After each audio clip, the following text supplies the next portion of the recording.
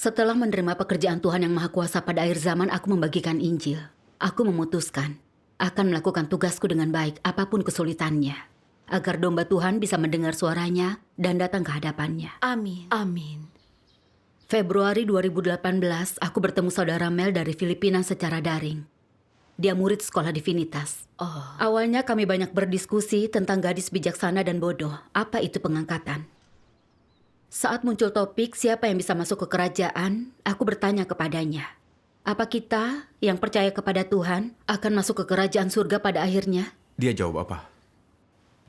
Dia berkata, tentu saja. Efesus 2 ayat 8-9 Paulus berkata, karena kasih karunia engkau diselamatkan melalui iman, dan itu bukan dari dirimu, tapi pemberian Tuhan. Bukan pekerjaanmu, jadi tak ada yang bisa menyombongkan diri. Kita telah dibenarkan oleh iman, dan akan diselamatkan jika bertahan. Saat Tuhan datang kembali, kita akan dibawa ke kerajaan. Jika kita punya keraguan tentang itu penyangkalan terhadap penyelamatan Tuhan Yesus dan kurangnya iman. Setelah dia katakan itu, aku bertanya, kau bilang kita dibenarkan oleh iman, jadi bisa masuk ke kerajaan. Apa ada dasar Alkitabiah untuk ini? Apa Tuhan Yesus berkata demikian? Apa Roh Kudus mengatakan itu? Tidak. Alkitab menyebutkan dibenarkan dan diselamatkan oleh iman. Tetapi tidak mengatakan semua itu akan memasukkan kita ke kerajaan. Tidak ada dasar untuk mengatakan ini. Bukankah itu hanya gagasan manusia? Benar. Kemudian Mel tertegun dan dia bergumam pelan. Pembenaran oleh iman tidak berarti masuk ke kerajaan. Lalu aku mengiriminya beberapa ayat Alkitab. Bukan setiap orang yang memanggilku Tuhan yang akan masuk ke kerajaan surga, melainkan dia yang melakukan kehendak Bapakku yang di surga. Amin. Aku berkata kepadamu, kecuali kau dipertobatkan dan menjadi seperti anak kecil, kau tak akan bisa masuk kerajaan surga. Di dalam mulut mereka tak ditemukan kelicikan karena mereka tak bercacat di hadapan tahtanya. Karena itu jadilah kudus, sebab aku ini kudus. Amin. Aku berkata, firman-Nya sangat jelas tentang syarat masuk ke kerajaan. Tuhan itu kudus. Dan dia menuntut kita menjadi murni, jujur, dan polos seperti anak kecil, membuang kerusakan, ditahirkan, serta menaati Tuhan dan melakukan kehendak-Nya. Itu yang membuat seseorang layak untuk kerajaan. Benar. Lalu apa kita sudah memenuhi persyaratan itu? Apa kau berani katakan tidak pernah berbohong? Tidak mungkin. Apa kau berani katakan bebas dari dosa dan telah ditahirkan? Tidak ada yang Tidak bisa. mungkin. Tidak mungkin. Mendengar itu, Mel terdiam. Kulanjutkan persekutuanku. Jika bertobat kepada Tuhan, kita akan dibenarkan iman dan diselamatkan kasih karunia, itu benar.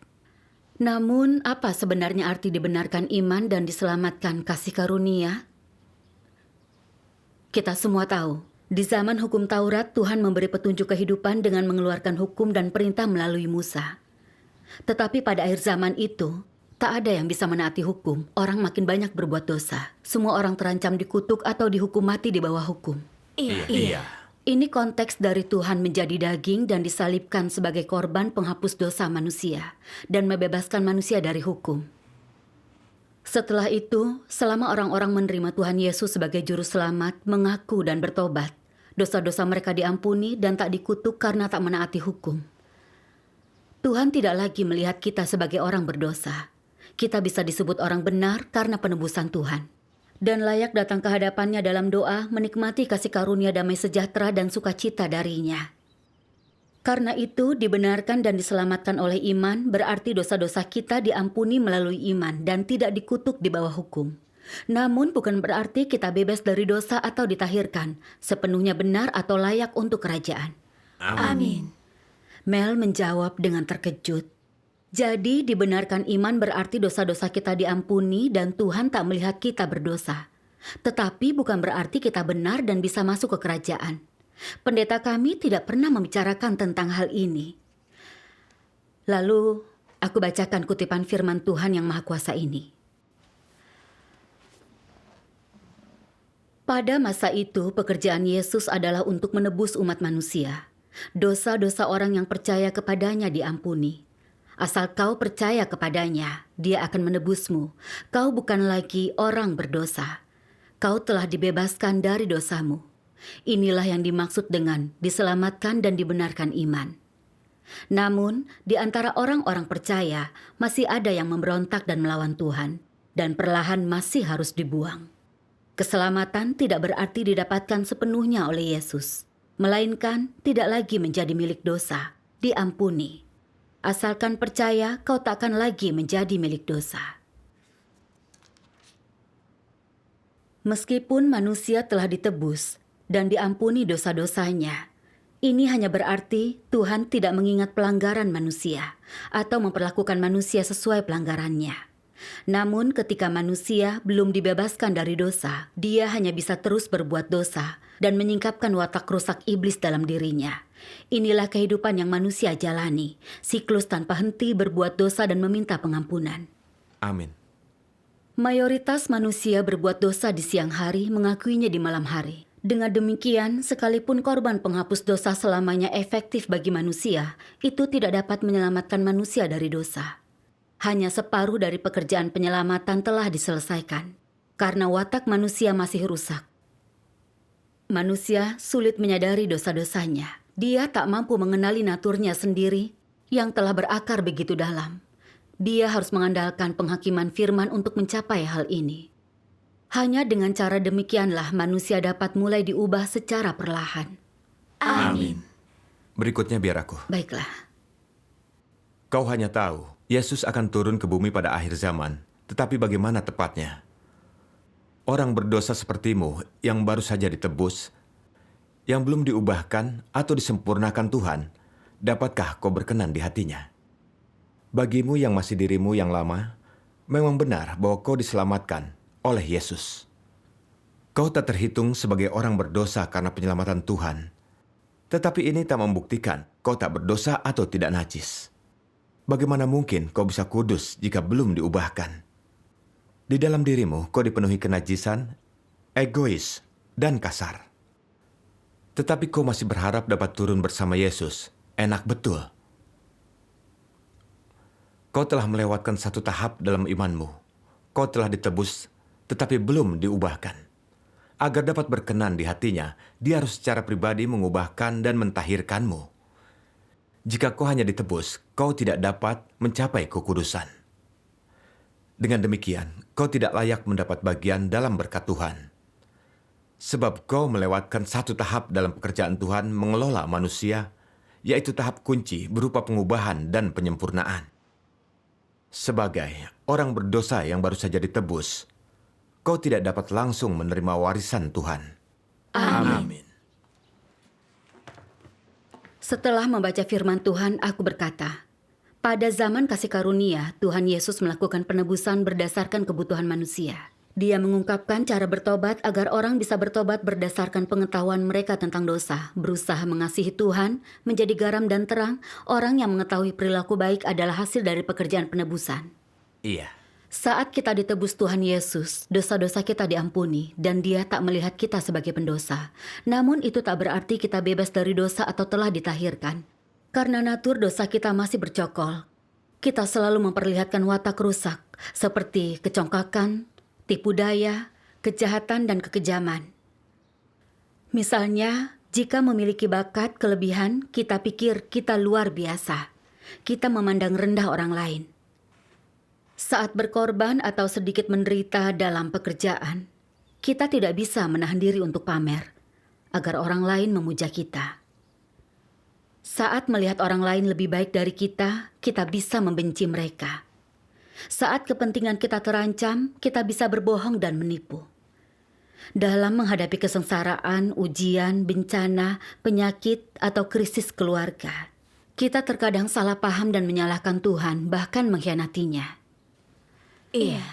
Semua hal ini menunjukkan kita masih terbelenggu dosa dan bisa menentang Tuhan. Iya. Selama 2000 tahun, orang hidup dalam lingkaran iblis berbuat dosa dan mengaku. Dan tidak seorang pun terbebas dari itu. Ini jelas terlihat. Benar. Itu Benar. tepat.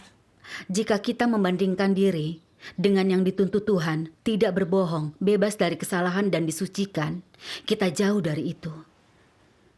Kita tidak mungkin bisa memuliakan Tuhan. Bagaimana orang seperti kita bisa masuk ke kerajaan? Tuhan Yesus berkata, sesungguhnya aku berkata kepadamu, Siapa saja yang melakukan dosa adalah hamba dosa. Dan hamba tidak tinggal di rumah selamanya, tetapi anak tetap tinggal selamanya. Amin. Jadi, jika ingin ditahirkan dan masuk ke kerajaan, kita butuh Tuhan datang kembali pada akhir zaman dan bekerja untuk membersihkan kita dari dosa, demi menyelesaikan watak iblis kita, serta mencabut dosa dan perlawanan kita terhadap Tuhan. Amin. Amin. Setelah persekutuan ini, Mel berkata dia kini paham bahwa Tuhan Yesus hanya melakukan pekerjaan penebusan. Dan meskipun dibenarkan iman, kita masih berdosa dan terbelenggu dosa. Jadi tak bisa masuk ke kerajaan. Syukur kepada Tuhan. Ya. Iya. Syukur kepada Tuhan. Ya, meski begitu, setelah memikirkannya dia bertanya, "Kau bilang Tuhan akan lakukan langkah lain dari pekerjaan penyelamatan pada akhir zaman. Itu seperti penyangkalan terhadap penyelamatannya. Dosa-dosa kita diampuni melalui iman kita. Jadi bahkan jika kita tidak benar, penyelamatan Tuhan itu sempurna. Tuntasnya pekerjaan Tuhan Yesus menyelesaikan itu. Jadi tak ada lagi penyelamatan. Kita tak bisa diselamatkan 2 kali. Apa itu artinya penyelamatan Tuhan percuma?" Lalu dia berkata, "Saudari, sepertinya kau punya keraguan ini karena tidak punya iman pada penyelamatan Tuhan." Mendengar ini aku berpikir, saudara Mel masih muda, tetapi punya gagasan kuat. Iya. Dia setuju pembenaran oleh iman tak membuat seseorang masuk kerajaan, tetapi dia tak bisa menerima pekerjaan baru Tuhan. Aku berdoa kepada Tuhan dan meminta petunjuknya. Setelah berdoa, aku berkata, dinubuatkan dalam Alkitab, Tuhan akan melakukan langkah pekerjaan lain pada akhir zaman. Ada 2 Korintus 1 ayat 10. Dari kematian yang begitu ngeri ia telah dan akan menyelamatkan kami. Kepadanya kami berharap ia akan menyelamatkan kami lagi. Ada juga Ibrani 9 ayat 28. Jadi, Kristus 1 kali dikorbankan untuk menanggung dosa banyak orang. Dan kepada mereka yang mencarinya, dia akan menampakkan diri kedua kalinya tanpa dosa untuk keselamatan. Amin. Amin. Dalam 1 Petrus 1 ayat 5, yang dijaga oleh kuasa Tuhan oleh iman, kepada keselamatan yang siap untuk dinyatakan pada akhir zaman. Lalu Yohanes 12 ayat 47-48. Kalau ada yang mendengar perkataanku dan tak percaya, aku tak menghakiminya, karena aku datang bukan untuk menghakimi dunia, melainkan untuk menyelamatkannya. Dia yang menolak aku dan firmanku, sudah ada yang menghakimi. Firman yang aku nyatakan itulah yang akan menghakiminya di akhir zaman. Benar. 1 Petrus 4 ayat 17. Karena waktunya akan datang penghakiman harus dimulai di rumah Tuhan. Amin. Amin. Ayat-ayat ini menyebutkan ia akan menyelamatkan kami lagi. Dan kepada mereka yang mencarinya, dia akan menampakkan diri kedua kalinya. Dan karena waktunya akan datang, penghakiman harus dimulai di rumah Tuhan. Ini berarti Tuhan akan melakukan tahap pekerjaan lain pada akhir zaman. Bukan untuk menebus dosa kita, tetapi menghakimi, mentahirkan, dan menyelamatkan. Penebusan Tuhan Yesus membebaskan kita dari dosa. Dan pada akhir zaman Tuhan akan melakukan penghakiman untuk menyelesaikan natur berdosa kita, demi membebaskan kita dari dosa dan mentahirkan kita. Lalu dengan terkejut, Mel berkata, ternyata Tuhan akan melakukan penghakiman dan pentahiran pada akhir zaman, serta ada tahap penyelamatan lain. Beritahu aku bagaimana Tuhan melakukan penghakiman ini? Dia ingin Pastinya tahu lebih syukur banyak. kepada Tuhan. Jadi aku bagikan persekutuan ini. Ibrani 4 ayat 12 mengatakan, karena firman Tuhan itu kuat, hidup dan lebih tajam dari pedang bermata 2 apapun, menembus sampai memisahkan jiwa dan roh, sendi-sendi dan sumsum, dan membedakan pikiran dan niat hati kita. Amin. Amin. Aku bacakan firman Tuhan untuknya. Mari kita lihat. Baiklah. Tuhan yang Maha Kuasa berkata, Kristus akhir zaman menggunakan berbagai kebenaran untuk mengajar manusia, mengungkapkan esensi, membedah perkataan dan perbuatan manusia. Firman ini terdiri dari berbagai kebenaran, seperti tugas-tugas manusia, bagaimana manusia seharusnya menaati Tuhan, setia kepada Tuhan, hidup dalam kemanusiaan yang normal, serta hikmat dan watak Tuhan, dan sebagainya. Firman ini semuanya ditujukan pada esensi manusia dan wataknya yang rusak. Secara khusus, firman yang mengungkapkan manusia menolak Tuhan diucapkan berkaitan dengan manusia merupakan perwujudan iblis dan kekuatan musuh yang melawan Tuhan. Dalam pekerjaan penghakimannya, Tuhan tak menjelaskan natur manusia dengan hanya beberapa kata. Dia menyingkapkan menangani dan memangkasnya dalam jangka panjang. Semua cara penyingkapan, penanganan, dan pemangkasan ini tidak bisa digantikan dengan perkataan biasa, tetapi dengan kebenaran yang tidak dimiliki manusia. Hanya metode itulah yang bisa disebut penghakiman. Hanya penghakiman itulah yang dapat menaklukkan manusia, meyakinkan mereka untuk tunduk kepada Tuhan, dan membuat mereka benar-benar mengenal Tuhan. Aku akan baca sebuah kutipan. Pekerjaan yang Tuhan lakukan pada zaman ini, terutama adalah penyediaan firman-Nya untuk hidup manusia, menyingkapkan natur esensi dan watak rusak manusia, dan disingkirkannya gagasan agamawi, pemikiran kuno yang tak masuk akal dan ketinggalan zaman, serta pengetahuan dan budaya manusia. Semua ini harus dibersihkan dengan cara disingkapkan oleh firman Tuhan. Pada akhir zaman, Tuhan menggunakan firman, bukan tanda dan keajaiban, untuk menyempurnakan manusia. Melalui firman, Dia menyingkapkan, menghakimi, menghajar, dan menyempurnakan manusia. Supaya di dalam firman Tuhan, manusia dapat melihat hikmat dan keindahan dan menjadi paham akan wataknya. Dan supaya melalui firman Tuhan, manusia melihat perbuatannya. Amin. Aku lanjutkan persekutuanku setelah membaca ini. Pada akhir zaman, Tuhan Yesus yang datang kembali telah menjadi daging dan datang ke bumi. Dia gunakan kebenaran untuk melakukan penghakiman. Dia mengungkapkan kebenaran yang menyelamatkan manusia, menyingkap dan membedah watak iblis orang-orang, menyingkap gagasan dan pemahaman tidak masuk akal tentang Tuhan, serta filosofi, racun, dan sudut pandang iblis dalam diri kita. Jadi kita bisa memahami berbagai kebenaran, mengetahui watak benar Tuhan, esensinya yang kudus, serta kemahakuasaan dan hikmat-Nya. Firman Tuhan menyingkap kerusakan yang tidak kita sadari. Kita juga bisa dapat pengetahuan tentang Tuhan dan diri sendiri melalui yang diungkapkan dalam firman-Nya. Watak rusak kita kemudian secara bertahap ditahirkan. Lalu aku berkata, benar kan? Setelah membaca firman-Nya, memahami kebenaran, serta memahami gagasan kita tentang pembenaran oleh iman dan penyelamatan oleh kasih karunia, kita melihat keinginan memasuki kerajaan meski diri kita rusak itu tak masuk akal. Lalu kita mulai bertobat kepada Tuhan. Dan kita mulai menerima penghakiman firman Tuhan. Mendengar ini, Mel tersenyum dan berkata, aku benar-benar merasa dihakimi oleh Tuhan. Lalu dia berkata, mengingat imanku kepadanya selama ini, kupikir dibenarkan dan diselamatkan oleh iman berarti aku bisa masuk ke kerajaan dan tidak ragu bahwa ini benar. Kini aku melihat imanku dibangun di atas gagasan dan imajinasiku. Itu tidak sejalan dengan kehendak Tuhan. Aku berkata benar, jika bukan karena firman-Nya mengungkapkan semua ini, kita semua takkan memahaminya. Iya, itu benar. Lalu aku membacakannya kutipan lain dari firman Tuhan yang Maha Kuasa.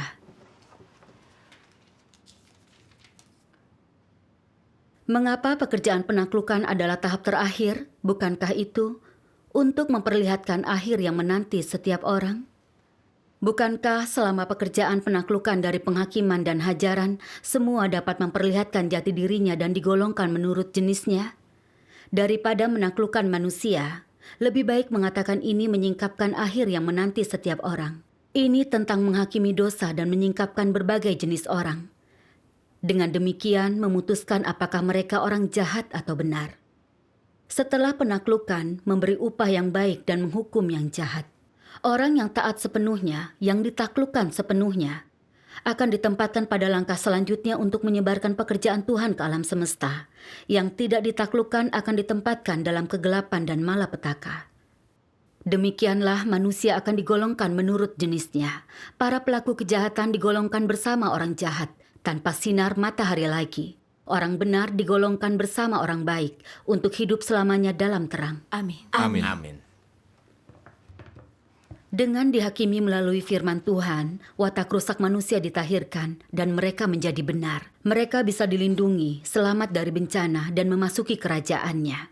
Amin. Amin. Mereka yang hanya memikirkan kasih karunia dan diselamatkan, tapi menolak penghakiman Tuhan pada akhir zaman akan disingkirkan olehnya. Mereka akan meratap saat bencana datang. Ya, Iya. Ini menggenapi nubuat dalam kitab Wahyu 22 ayat 11. Ia yang berbuat lalim, biarkan tetap berbuat lalim. Dan ia yang kotor, biarkan tetap kotor. Dan ia yang benar, biarlah tetap benar. Dan ia yang kudus, biarlah tetap kudus. Amin. Begitulah orang benar akan dipisahkan dari orang tidak benar. Lalu Tuhan akan mulai mengupahi yang baik dan menghukum yang jahat. Mel menjawab dengan senang. Jadi penghakiman pada akhir zaman itu untuk mentahirkan dan menyingkap berbagai jenis manusia. Pekerjaan Tuhan sungguh bijaksana. Yang dikotbahkan pendeta kami, pembenaran dan penyelamatan oleh iman itu tidak benar. Aku tak pernah punya kearifan, hanya berpegang teguh pada gagasan. Berpikir penyelamatan Tuhan sudah lengkap dan tak ada lagi penyelamatan. Serta bisa masuk ke kerajaan dengan pembenaran dan penyelamatan itu. Memikirkannya sekarang itu sangat memalukan. Aku bersyukur kepadanya karena mengizinkanku mendengar ini. Aku bersedia menerima penghakiman Tuhan pada akhir zaman. syukur kepada Tuhan.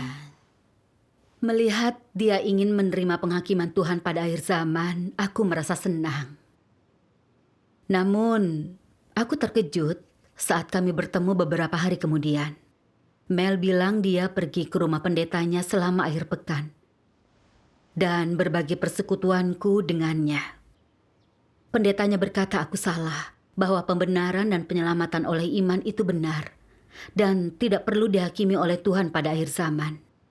Dia menyuruh Mel memutuskan kontak denganku. Aku tahu dia merasa sangat sedih saat mengatakan itu, dan kulihat dia kini tidak yakin untuk menerima penghakiman Tuhan pada akhir zaman. Aku berdoa kepada Tuhan, meminta dibimbing dalam kesaksianku. Lalu sebuah kutipan firman Tuhan muncul di benakku. Aku akan bacakan. Baiklah.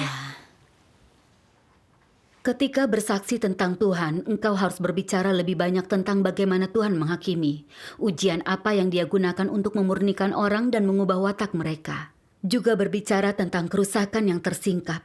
Berapa banyak yang telah kau tanggung? Bagaimana kau pada akhirnya ditaklukkan Tuhan? Berapa banyak pengetahuan nyatamu tentang pekerjaan Tuhan? Bagaimana kau harus menjadi kesaksian dan membalas kasih Tuhan? Kau harus berbicara dengan substansi dan kesederhanaan.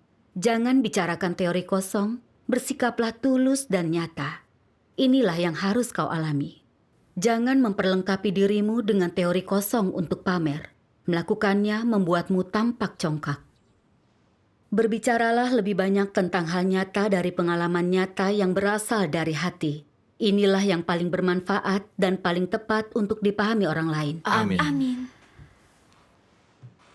Benar. Memberi kesaksian bukan hanya memberitahu tentang pekerjaan Tuhan pada akhir zaman. Kuncinya adalah memakai pengalaman sendiri untuk bersaksi bahwa penghakiman Tuhan sungguh bisa mentahirkan dan menyelamatkan. Kupikir aku telah menjalani penghakiman Tuhan, jadi kenapa tidak memberitahu dia tentang pengalamanku? Pikiran ini menenangkanku dan memberiku jalan. Aku berkata kepada Mel, Tuhan melakukan langkah penyelamatan lain pada akhir zaman. Tuhan datang kembali dan melakukan penghakiman. Itu fakta yang tidak bisa disangkal. Setelah dirusak iblis, natur kita tak mengasihi kebenaran dan kita tak bisa menerapkannya. Beberapa orang bisa berpuasa dan berdoa, tetapi tak ada yang bisa lepas dari dosa. Iya. Seperti pepatah, lebih mudah memindahkan gunung dan sungai daripada mengubah natur orang. Tanpa menerima penghakiman dan pentahiran Tuhan pada akhir zaman, natur iblis kita akan tetap berakar di dalam diri dan bisa membuat kita memperlihatkan watak iblis kapan saja, atau bahkan membuat kita menentang Tuhan. Benar. Contohnya aku. Dahulu, aku orang yang cukup congkak. Aku telah melakukan banyak hal dan berkorban untuk melayani Tuhan. Aku merasa diriku membawa sukacita bagi Tuhan. Tetapi saat mendengar kesaksian Tuhan Yesus datang kembali dan melakukan penghakiman pada akhir zaman, aku menolaknya. Aku pikir kita dibenarkan iman, diselamatkan kasih karunia. Jadi saat itu aku hanya bicara tanpa memikirkannya, tidak mungkin. Tuhan tak akan melakukan pekerjaan lagi. Kita tak perlu menerima pekerjaan penghakimannya. Setelah itu, saudara-saudari terus berbagi persekutuan tentang firman-Nya dan gagasanku akhirnya dikoreksi. Setelah menerima pekerjaan Tuhan yang Maha Kuasa pada akhir zaman, suatu hari aku membaca kutipan firman-Nya yang membuatku merasa malu. Mari kita tonton bersama. Baiklah.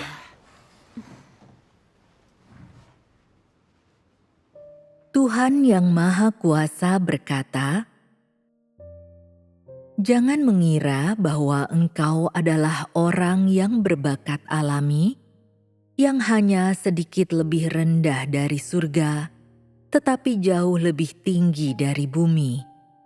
Engkau tidak lebih pintar dari siapapun juga, bahkan bisa dikatakan sungguh menggemaskan seberapa jauh lebih konyolnya dirimu daripada siapapun di bumi yang memiliki akal, karena engkau memandang dirimu sendiri terlalu tinggi dan tidak pernah memiliki perasaan rendah diri, seolah-olah engkau mengetahui tindakanku hingga kerincian yang terkecil.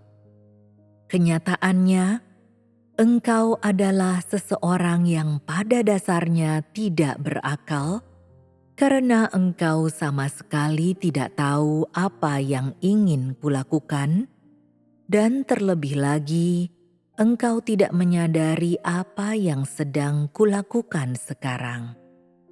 Karena itu, aku katakan bahwa engkau bahkan tidak sebanding dengan petani tua yang berjerih payah mengerjakan ladangnya, seorang petani yang tidak memiliki persepsi sedikit pun tentang kehidupan manusia, tetapi bergantung pada berkat dari surga ketika ia mengolah ladang. Lepaskanlah pendapatmu tentang kemustahilan.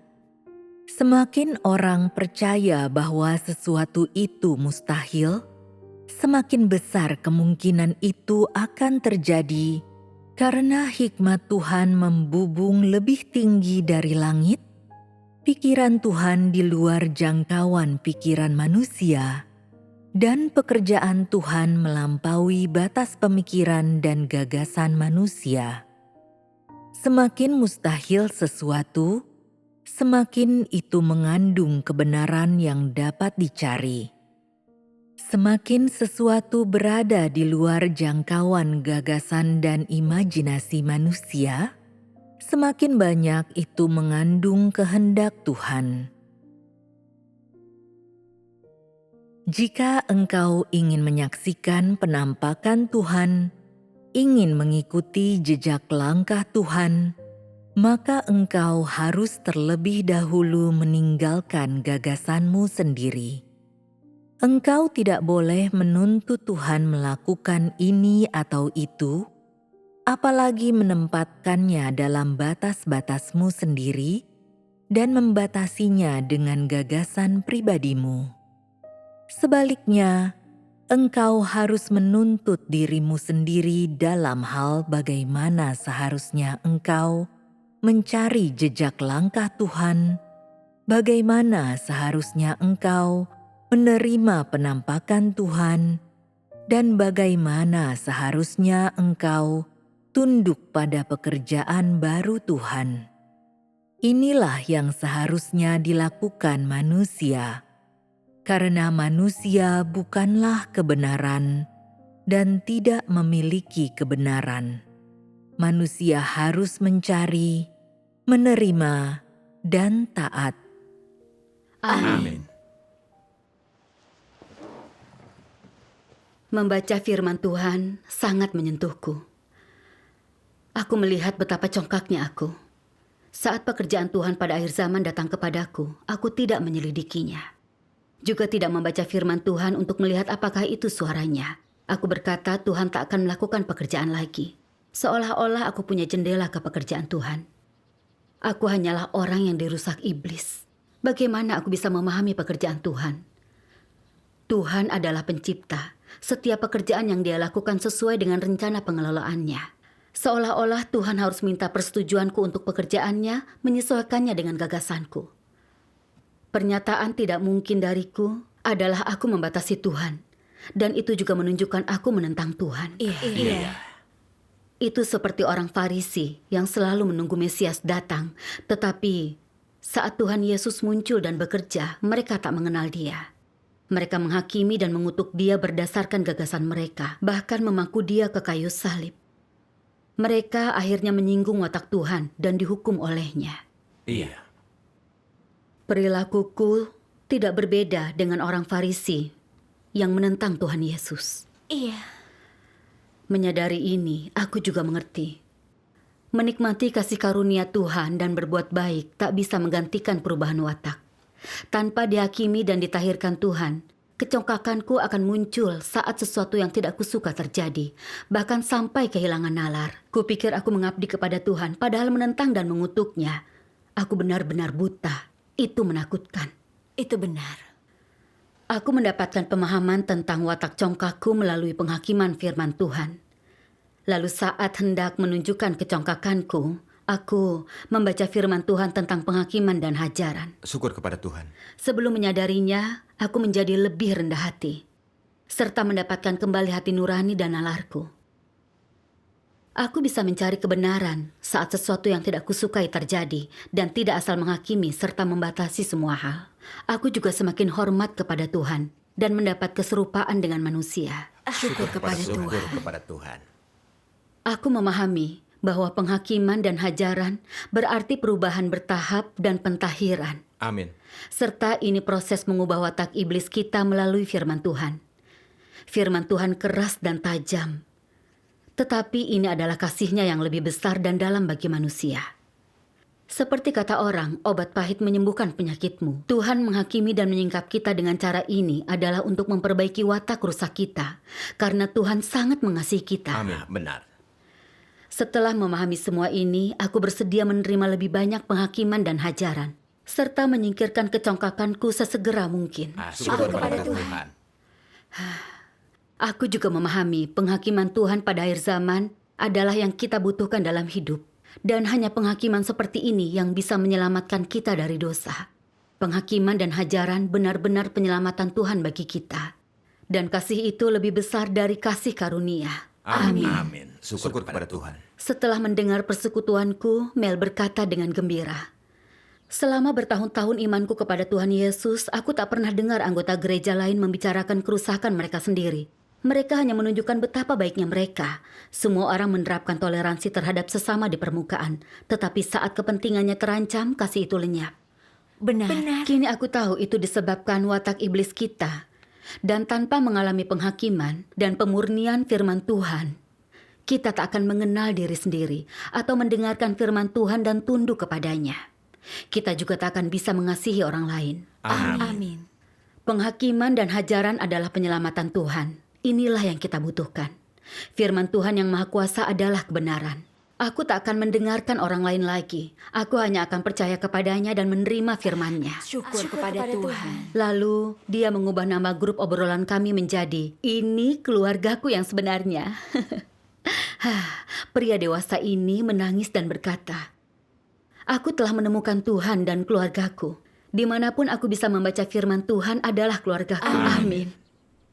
Aku sangat tersentuh mendengarnya mengatakan ini. Pengalamanku membagikan Injil dengan Mel memberiku apresiasi mendalam bahwa tanpa memahami kebenaran, orang bisa terperdaya dan dibatasi berbagai gagasan religius. Itu tepat. Kita harus mengandalkan Tuhan, membacakan firman Tuhan dan bersekutu tentang kebenaran, menggunakan pemahaman kita dari mengalami pekerjaan Tuhan menjadi saksi penyelamatannya. Orang perlu memahami kebenaran dan mengembangkan kearifan atas gagasan mereka untuk benar-benar datang ke hadapan Tuhan. Benar. Aku juga mengalami beratnya pekerjaan Tuhan untuk menyelamatkan manusia. Aku ingin bekerja bersama Tuhan dan membawakan lebih banyak orang dengan iman sejati ke hadapan Tuhan untuk menghiburnya. Amin. Syukur Semua kepada orang Tuhan. percaya sejati kepada Tuhan akan menerima pencurahannya segera setelah mereka mendengar suaranya.